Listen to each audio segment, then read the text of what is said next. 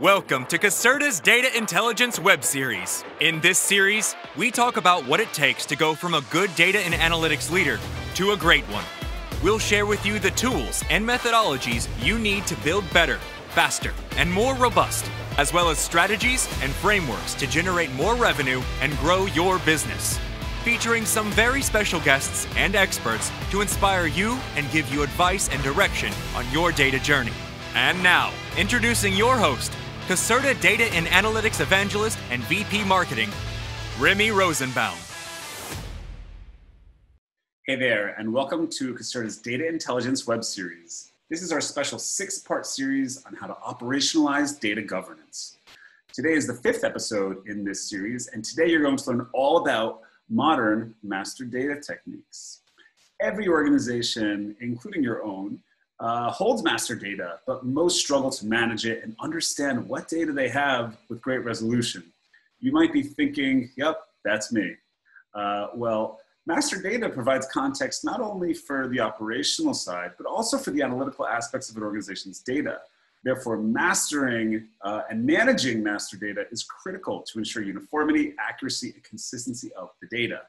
Of course, there are expensive commercial tools out there that can do this, but we're going to talk about how you can actually do this with similar functionality using common cloud platform tools. To talk about this, I have 2 excellent presenters that I've brought on today. The first is Eric Linden, who is a senior solution architect of ours with more than 30 years of experience with data intelligence across multiple industries, enterprise data warehouse, departments of data mart design, and big data cloud implementation. He's done many migrations from legacy systems to database systems and in the cloud. And next up, we have Dr. Michael Dirch, who is a senior data engineer and data scientist with Caserta. He has a demonstrated and proven history of creating solutions in multiple industries and verticals. He is skilled in software development, data engineering, data science, and technology management. He greatly enjoys helping clients find tailored answers to their specific needs. All right, Eric, take it away. Thank you, Remy, and welcome everyone to this webinar. In this webinar, we will walk you through master data management. We'll talk about why to do it, what is it, and go through a simple example of an implementation with tips and tricks.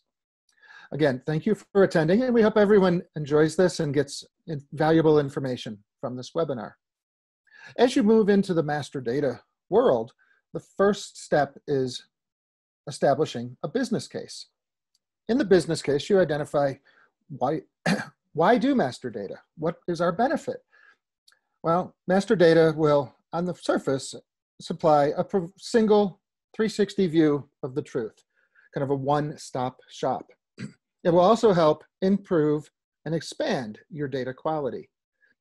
As far as data quality goes, on an implementation at a previous client, had a very interesting story where they were receiving information in from a kiosk. The kiosk was manual entry within their retail stores. So obviously a customer could enter whatever information that they want, and they sure did. They entered over 50 different ways, for example, of the state of Missouri. The client happened to be located in Missouri. 50 different ways. MO, M0, Missouri with 1 S, Missouri with 2 S's. That could have been alleviated if the application simply had a drop-down list box which provided valid values and selecting just one way of entering the state for Missouri. One other reason to do master data is to eliminate maintenance across multiple systems. Imagine 3 or 4 different systems where you're capturing customer information and you update a phone number. You don't want to have to manually go into 2 or 3 other applications and perform that same update. You want to update it once. You want the other systems to be able to integrate with that update and receive the information downstream. So why wait to do master data? Sounds reasonable. Why doesn't everybody do master data? It's obvious that organizations need this, would benefit from it, but why don't they all do it? Well, one reason that they don't engage on master data initiatives is that they've accrued technical debt over the years. It can seem like a daunting task to do, and often they don't even know where to start. But in reality, they're postponing the inevitable. As you build a business case around MDM, you need to realize that it's an investment to the overall enterprise. And it's critical that you identify requirements up front. Long term, it will help reduce costs. It'll lessen risks. It'll reduce errors. It will reduce manual re-entry of information. But in the short term, there will be costs and there will be learning. As you implement this across multiple systems, you'll realize it's not easy. It takes time, it takes patience to do it well. However, the downstream benefits outweigh those short-term issues. Another reason is an organization may not even realize that they have an issue with master data. It's very common as departments go through ERP upgrades that they look at the specific master data within that application, within their department. They clean it up once as part of an upgrade or a migration. But MDM is not a once and done activity. It needs to become part of the overall data governance program, consistently managed and monitored throughout. Let's talk a little bit more about what is data mastering. Master data provides an overall context for operational and analytic reports. Business, not just IT, is critical to the successful implementation of an MDM solution. IT can go out, buy, and configure the best of breed MDM tool, but that is not a guarantee of success in an MDM project. Security, uniformity, accuracy are all key to an MDM solution. An MDM solution can be used to tag potentially sensitive data like PII, PHI. That can be tagged for downstream privacy and compliance, regulatory requirements such as CCPA. Eventually, it becomes an integrated component of your overall data governance practice.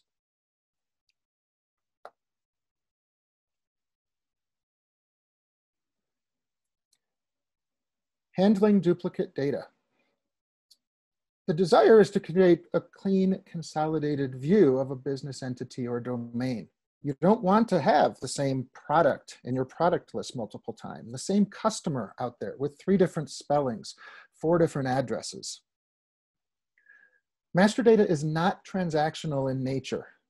It prevents having multiple versions of the truth within data domains. Truth as identified and governed by not IT, but the business. Some examples. No one likes to receive duplicate promotions. Maybe you get an email from the same company promoting the same thing.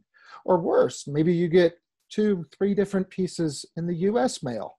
There's a cost to the company to send out, prepare those mailings. There's a postage cost.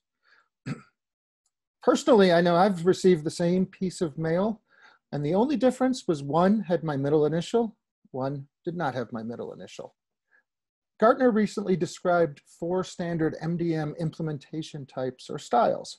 Consolidation is probably the easiest and one of the ones I've worked with the most. It's an analytics or data warehouse focus approach to MDM. In this situation, you're not making any changes to the upstream systems, but you are looking to implement a customer 360 as an example, MDM solution. The one project that I worked on was marketing driven. Data was coming in from various third-party applications. There was clickstream data, web hits. There was email activity, inbound, outbound, click-throughs, double-click ads. All of those were third-party applications that had their own customer identification. The data was pulled into a data warehouse, and the linkage was put in place across those various identifiers. Within the data warehouse, you could get a holistic customer 360 view. The second style is registry. Registry is a little bit of a hybrid where you have local master data, but you allow the applications to supplement that with additional attributes that are specific to that application and are not part of the golden record. The third one is coexistence. Coexistence is really mirroring. You have a central repository of data, and then each application has a full copy or replica of that data. One advantage to this is you do not have to re-engineer the underlying application to go against the central repository. The disadvantage is you have a lot of point-to-point data movements and a huge redundancy of data. The fourth and final one is the centralized solution. The most mature organizations have moved on to a centralized solution. In a centralized solution, you only have one copy of that golden record. It's governed and maintained centrally. Applications have been re-engineered to query against the central repository, typically with an API GET call. And as an application updates or inserts new information, it's written directly back to the repository, deduped, cleansed in real time via an API put call. Keep in mind, MDM is not a one-size-fits-all. Capturing the requirements before embarking on your solution is critical, and Caserta can help guide you through this process as well as the implementation of the MDM hubs. Thank you for your time and listening. I will now hand it back to Remy, who will introduce Michael, and Michael will run through a cloud-based MDM matching example. Thank you, Eric. Now I'd like to talk a little bit about some different types of matching that can be performed on various attributes. The first is an exact match. So this is also called a deterministic, where you have fields that match exactly. So this is the simplest or the trivial case where I have records in various systems. I have a key ID that I know is always right, and so I can find an exact match. Perfect. But oftentimes, if you have free-filled forms where a user can enter any value, then there are going to be some data errors, or maybe one system is more up to date than another. So we start having to look at matching types that are not exact or deterministic. And the first of those is a fuzzy match, where we're looking at how close are strings to each other. So for example, a common fuzzy match metric is the Levenshtein distance, where you're looking at the number of single character edits in a string that have to be performed in order to turn one string into a different string. So for example, if I'm taking the word kitten and the word sitting, then I have to change the K to an S, I have to change the I to an E, and then I have to add a G at the end, and that turns kitten into sitting. So that's a distance of 3. So by using a metric like that, you can look and say, okay, well, any fields, if the metric is the Levenshtein distance is less than 3 or 4 or some number that's appropriate, then we're going to consider those a match. There are other libraries that let you do phonetic searching. So maybe you have words that sound similar but could be spelled in different ways. And there are libraries out there like the Python phonetics library that let you do that kind of matching. You can also do distance or geocoding matching. And this becomes useful when combined maybe with some of the other methods. For example, if you have a record that you're trying to match of a party and the name is John Smith, that's a pretty common name, or at least you would expect to have lots of returns for that name.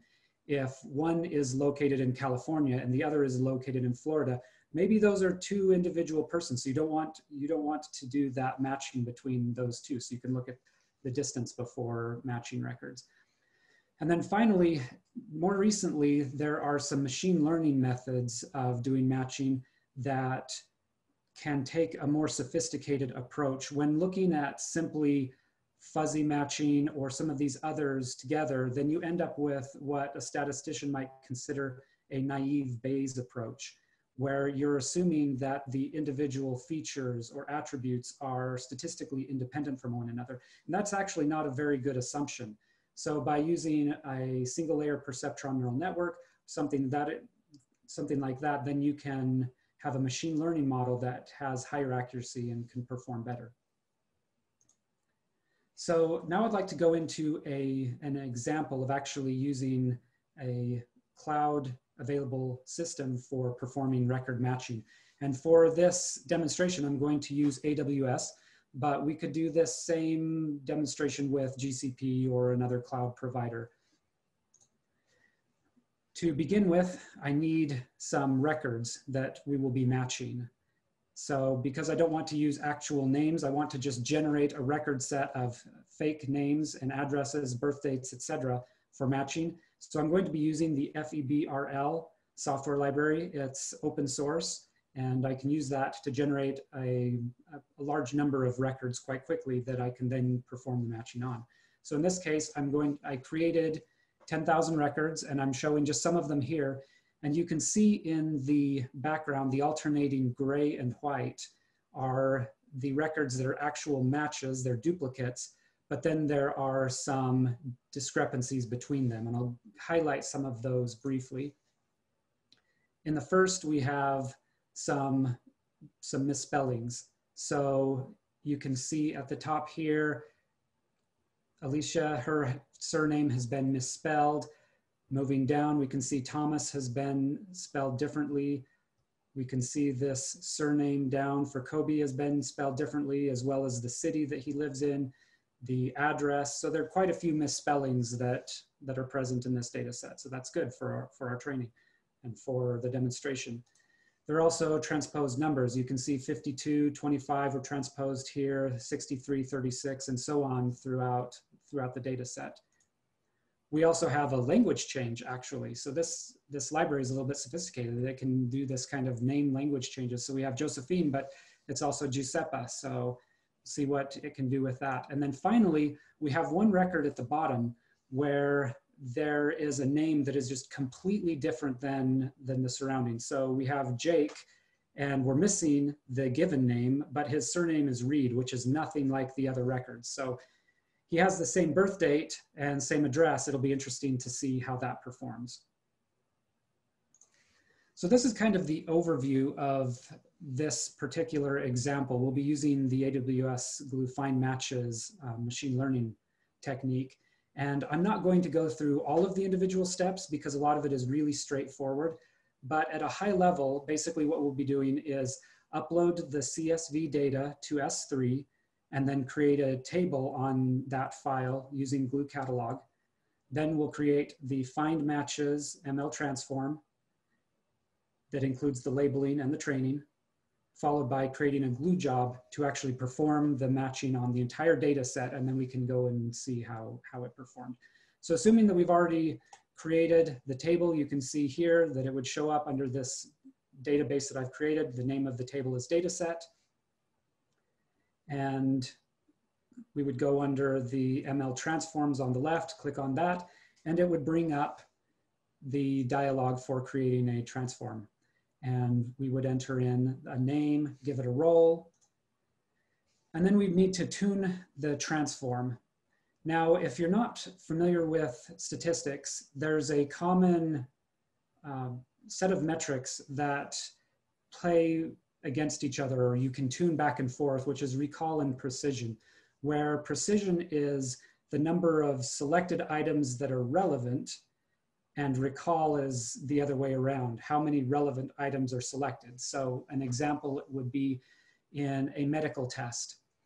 Usually you would prefer to catch as many positive cases. In other words, I do have this particular disease. You want to catch as many as possible of patients who actually do have the disease, even if that means that you're going to loop in inadvertently some people that don't actually have it, some false positives. So we would say that we're preferring recall to precision in that case.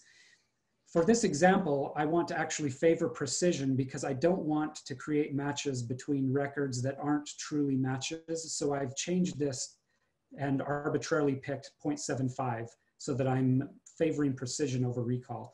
The other knob that we kind of have to tune here is accuracy versus cost, and I'm leaving that at the default, which is a balance between the two. So then we have the initial transform created. Now we need to teach the transform. So we click on that, and this dialog comes up, and it says that we need some labels.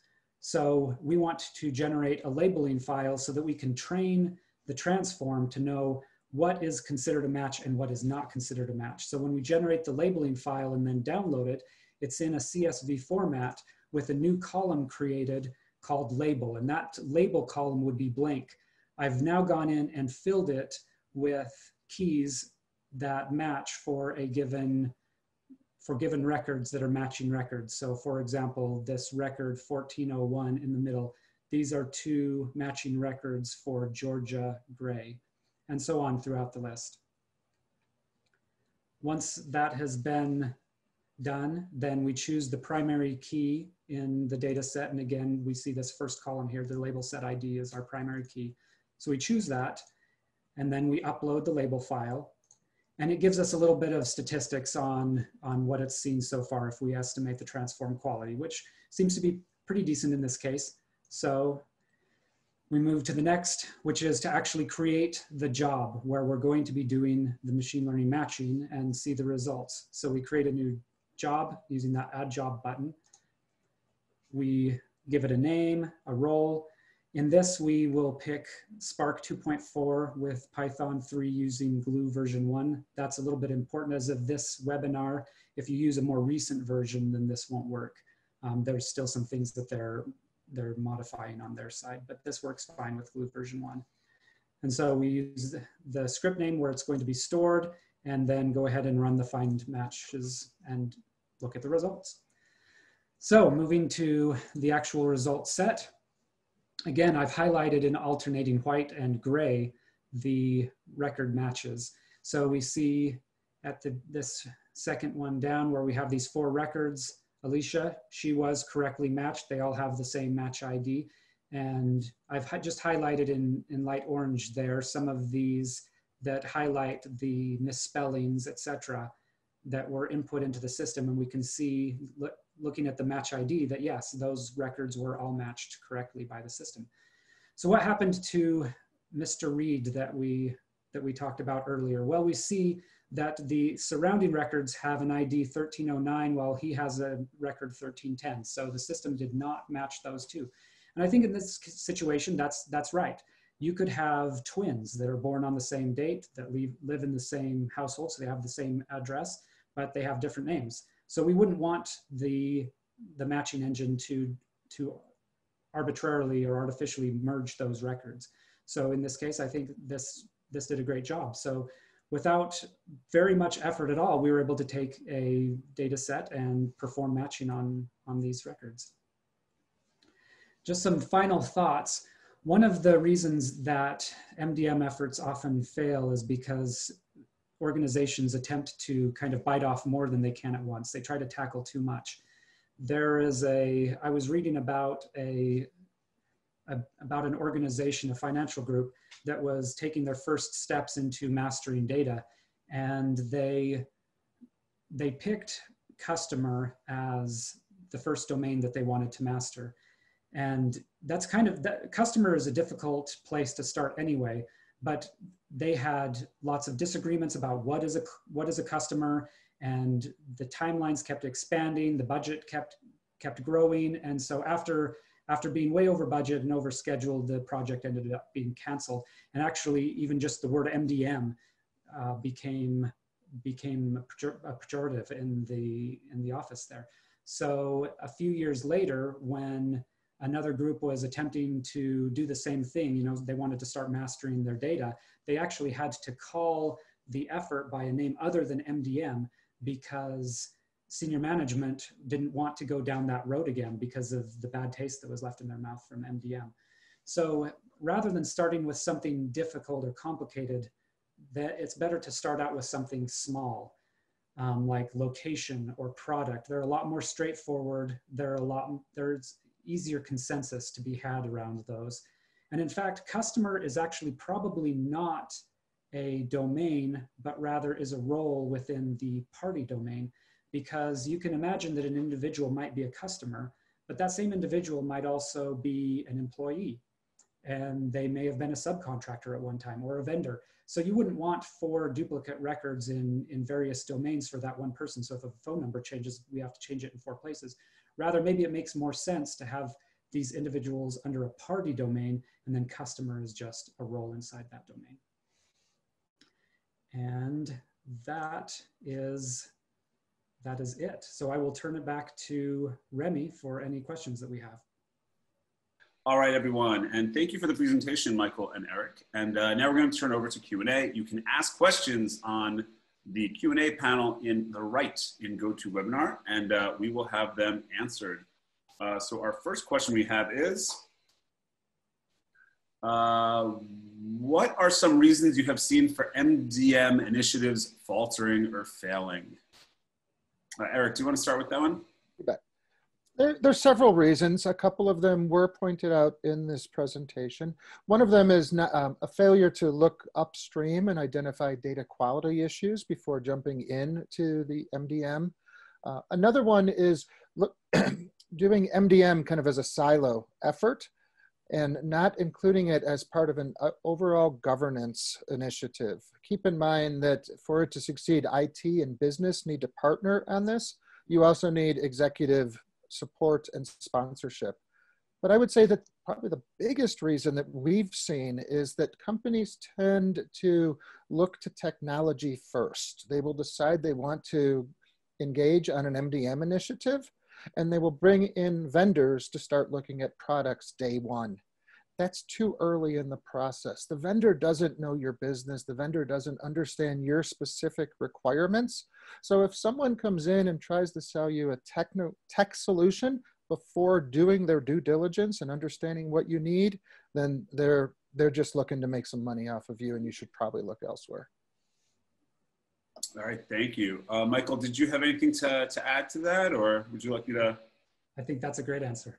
All right, thank you, Eric. All right, so our next question is, how would you handle unmerge? Michael, that might be better suited for you. Sure. So unmerge, so the first step in unmerge is you need to have a history of where you've been. So you need a cookie crumb trail, so to speak, that traces back to the unmerged data, because without that history, you can't get back to that previous step. So it's important to have that history present.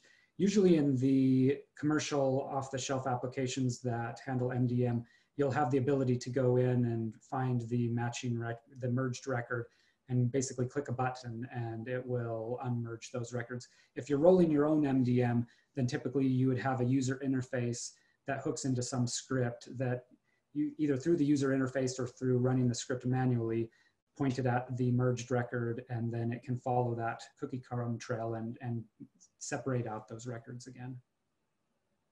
All right, thank you. Did you have anything to add to that, Eric? Want to chime in? No, that's fine. Thank you. All right, and we have two more questions, so I'm just gonna pick two here. We have many current applications, but we don't have a solid MDM strategy. How would you integrate MDM data with current applications? So if with current applications, I think kind of the short term or the path of least resistance is to go with kind of a pub sub model where any changes are being pushed out to the various systems that then can subscribe to that, so that the source systems can stay in sync with the data as it changes in the MDM hub.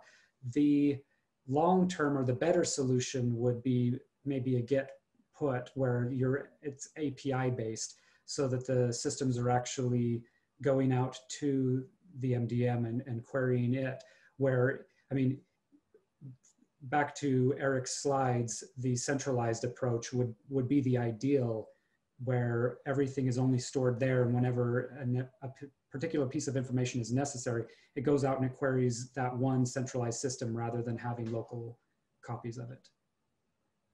All right, thank you. And here is our last question for today. We have many different source systems. How would you handle the collision of the same attribute with a different value from two or more of these different systems? Eric, do you want to take that one? Excellent question. Thank you. So when you're implementing an MDM solution and you're designing your golden record, one of the things you need to include is a scoring system or a weighting or priority. Obviously, the simple scenario is if one system has a blank value, the other system has a populated value, you're going to take the populated value. But often, you have multiple systems with populated values, and only the business can really decide which one should take priority. As an example, you have a marketing system and you're sending out weekly emails. So you have your email address in there. But on the financial side in AR/AP, you might also have an email address. It seems logical that the email from the marketing system would be more dependable or more trustworthy than the one from the accounting side. So you would give that a higher weight. All right, thank you. And that's all the time we have for today. Thank you very much, everyone, for attending the webinar. And thank you to our wonderful presenters. And see you on the next live episode. Thank you, Remy.